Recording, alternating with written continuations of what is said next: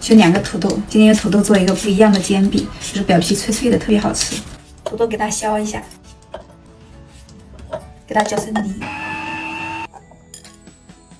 1大勺面粉、土豆淀粉，来1把葱花、盐、松节线，再来1个鸡蛋，给它搅拌到无颗粒就可以了。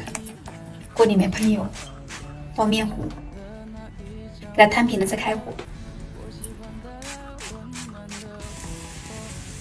2面煎熟就可以了。这个土豆饼特别好吃，外面是酥脆的，然后里面是松软的，关键是做法很简单。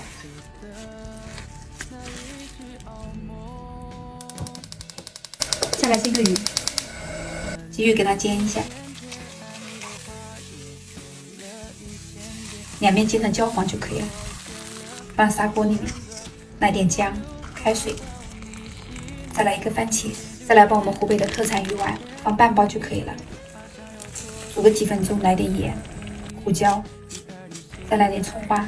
大人就可以吃鱼，小朋友可以吃鱼丸，不行也没有吃，口感也是特别鲜的。